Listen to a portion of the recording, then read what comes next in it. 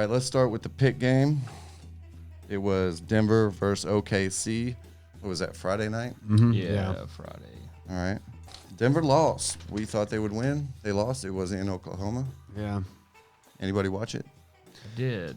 I checked it out. It was the first half was the Steven Adams and Joker show, and a lot of paint scoring. So there was that aspect, and then Jokic got taken out. The first quarter was kind of confusing. Yeah, they took him out, and that's when Oklahoma went on their little run there. Mm-hmm. First thing I noticed was I watched it on ESPN. Doris Burke was doing the call. She's great. I really enjoy listening to her. She's so knowledgeable and not super biased on any teams. She just loves the game. Anybody got any good takeaways from that? I thought the Nuggets were going to win. I thought the Nuggets were just going to whoop that ass, but apparently, no. Thunder and Chris Paul came to play. Yeah, it didn't also help that Paul Millsaps had 2 points. that kind of puts a damper on the winning category. Right. Mm-hmm. I looked at Millsap. He's 35 now. He's kind of getting older. His averages this year are 12 points, 6 rebounds, 2 assists. I don't know if he's the right fit there for them.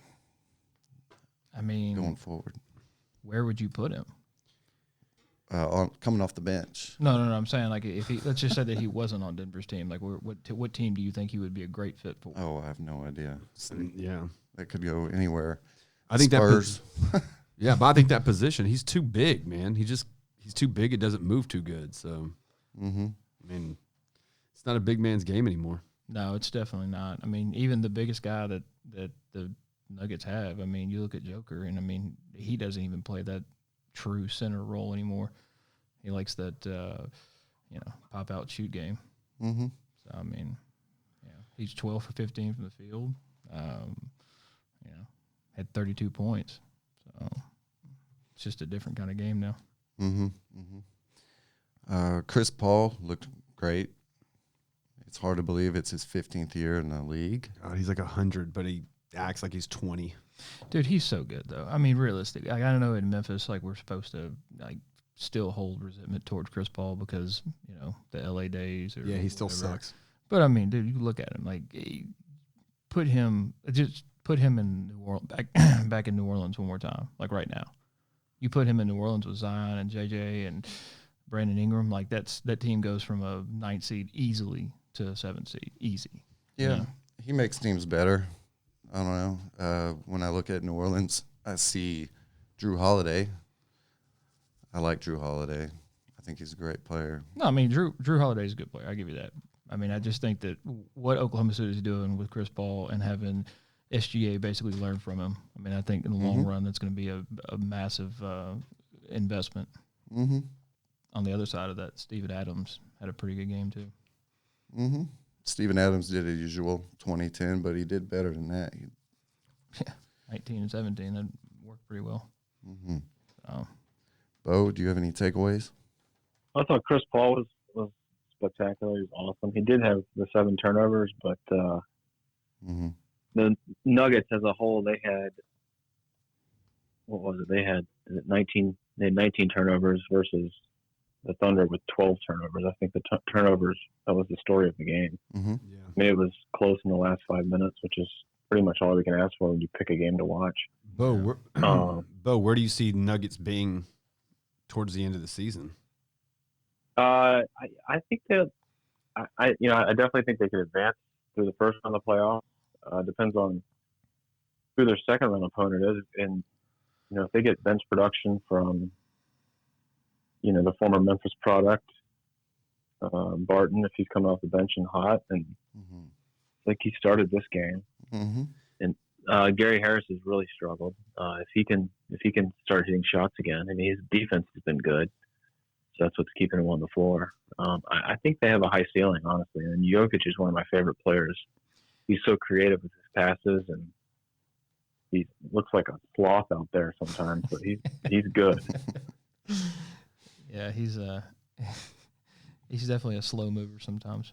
I mean, because you got to think from second place to third place, Denver's basically a game and a half above the Clippers, and Oklahoma City is, they're almost in fifth. They're a game and a half out of fifth, but they're also a game out of seventh. So, I think that was a huge game. Good call on that, Jeff. Yeah, I thought it was good. They've got. I'm looking at the projected rankings for the playoffs in the West. They've got the Nuggets landing in the 3 seed, and they've got the Thunder in the 7th. Okay. So they're looking. The final record they're saying is 49-33 for the Thunder, and then 55-27 for the Nuggets. Really? Where'd you find that shit at? It's called the internet. If you go to Google and you can Fucking internet, dude. you can type in whatever you want, and it'll tell you most of. It's 538. It just gives out projections. Yeah, I don't know. I think the Thunder can move up. I think the Thunder can move past the Jazz. I think it's possible. They're only a game and a half behind them right now, and the Thunder, after that game, went on to play. I believe it was the Clippers. No. The Thunder went on to play the Spurs on Sunday, yesterday. Yeah, they won. They beat the shit out of them. 131-103. That's yeah. So if the Thunder keep rolling, they could possibly catch the Jazz, move up. I don't know if they move down. It's just strange that they predict them moving down. I guess I'd have to look at the schedule more. Yeah, it's probably something down the road for a schedule as far as. Yeah. But yeah, because right now they're 35-22. They're only a game behind the Jazz, a game behind Houston, and then a couple games behind the Clippers. But that's getting into the number 3 seed. So. Yeah. Mm-hmm. Chris Paul looks rejuvenated. His numbers are up from last year and the year before. The Houston stint didn't go so well. But he looks rejuvenated. He's got some young guys around him, some energy, and maybe a little less pressure than there was in Houston. Mm-hmm. Houston was like championship or bust, and I don't think it's that way in Oklahoma. I think they're just happy to be playing well. I think they've overachieved this year. Maybe not as much as the Grizzlies, who we claimed last week was our overachiever, but yeah, they've definitely done a good job. I like those jerseys. Oklahoma jerseys, the dark gray ones. Yeah, those look good. Those were good. That's a good look. I didn't much care for the giant gas station logo on it, but the jerseys were cool. Hey, they need a sponsor, okay? Yeah, it's big and yellow. Sure. Mm-hmm. Every time I see that Love's logo on Chris Paul's jersey, I just think of some redneck Oklahoma dude having to run into a gas station and take a shit. Yeah. That's a perfect Oklahoma logo. A damn truck stop gas station in the Actually, I just came back from Oklahoma for work, and I'd never been. I was in Norman, but it's not like Memphis. Like they're not a big basketball town. No, they got the Sooners. Yeah, that's about the only thing you ever hear out of there is Boomer Sooner. Sooner County. Yep. They got good facilities there. OU's a big time sports school. Yeah, they take care of those kids. Let's see. Yeah, you mentioned Gary Harris before. He's kind of down. He had that scary fall in the game. He tried to yam it down. That looked pretty bad. It looked like it fell straight to his back. Did anybody notice him coming back? I don't know if he played after that. I didn't see that. I put it this way. I watched 3/4 of it. Okay. And then like at the fourth quarter, I was like, okay, I'm going to go do something else just because I just like, I don't want to watch Steven Adams and Joker, make layups all night and fight each other for rebounds. You know what I mean? Like, and Chris Paul kind of dump it. I don't know. Just like I like some high efficiency, high scoring games. Yeah. And, the watching two big white dudes fight each other for rebounds is, Yeah. All right. That's a take. What else? Okay. What about Michael Porter Jr.? He only played 8 minutes. He's coming off of an injury. Bust. I don't like this fool. I'm like serious. Here's what I don't like about the guy. Number one, when the draft came out, or before he got drafted, he was like, oh, you know what? I'm going to be the best player. And, dude, you had surgery, okay? Like, first you had surgery. They don't know where the hell you're going to be. And then he comes out, I should be the number one pick. Uh-huh. He went the top 20, right? He went to, like, Denver, like, 15 or 16 or something like that, right? He was back end of the lottery. Yeah. Right. And then he ends up having to play, but he doesn't. Oh, I got to sit out because I'm having another back surgery. I'm sorry. I think here's the problem with guys like that. There's so much hype built around them that it doesn't matter if they have a surgery or if they have this. It's like, well, we knew you were going to be a top whatever pick, and this is a minor setback. Dude, you haven't done shit. Okay, you played 7 minutes. You scored 4 points. Not bad. Right. But guess what? If you were healthy, you'd be playing more than 7 minutes, and you'd be getting more than 4 points. He missed the last 6 games before the All-Star break. Yep. But he's 6'10". He's mobile. He's a freak athlete. Well, the good news is the last 10 games he is 100% from the free throw line. 0-0. right. He had shot shit. That's one way to do it. I played in my league the other day, and I was 2 for 2. I got more free throw experience than this clown. I'm sorry, but I hate. That's what I hate nowadays. Is the NBA or these scouts, or they say this guy's going to be the next, or this is the next. No, it's not. Deal with whoever the person is right then and there. Right? And he hasn't done shit, so show me what you can do. Well, with a late lottery pick like that, I mean, if he was healthy, he would have been a top 5 pick. But because of the injury worries, he slipped down. So it was kind of a low-risk pick for Denver, I think. I didn't know that Bol was on the Denver Nuggets roster. I did not see him check into the game. Is he on a two-way? It says Bol. I think he is on a 2-way, Yeah. So what if Bol and Taco Fall play against each other? I feel like that should be a one-on-one matchup for just like a pre-game. Maybe in the G League All-Star game.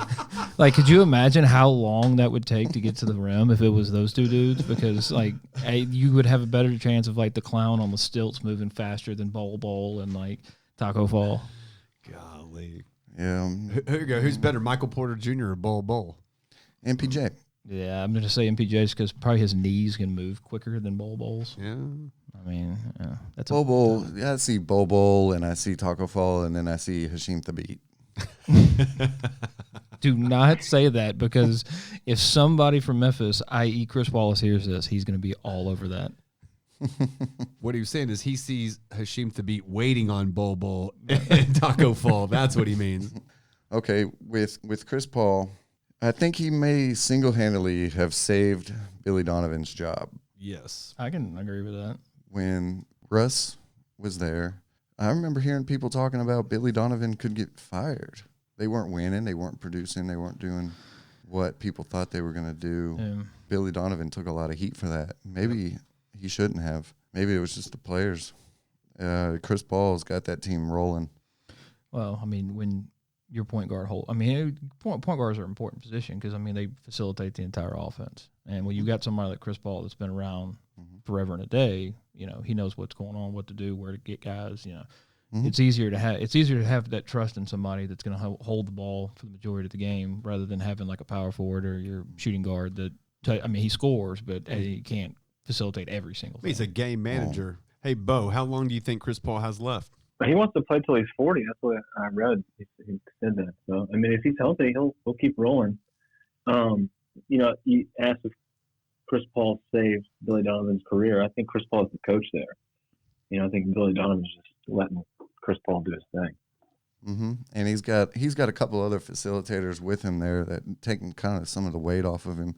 He's got SGA, and he also has Dennis Schroeder. I like Dennis Schroeder. Yeah, he's like 6th man of the year candidate. I think so. Yeah, I like him. I think so. I think he's a very possible 6th man of the year. Talking about Blondie? Off the bench. He's got the dumbest haircut. Like, what? I hate that shit. It's got to be natural, though, hasn't it? Of I think course. he was born that way. It's a birthmark. Leave him alone, man. Yeah, God. I've never understood the one blonde streak. Like, if you're going to go blonde. Do like the Kyle Kuzma and just go all blonde.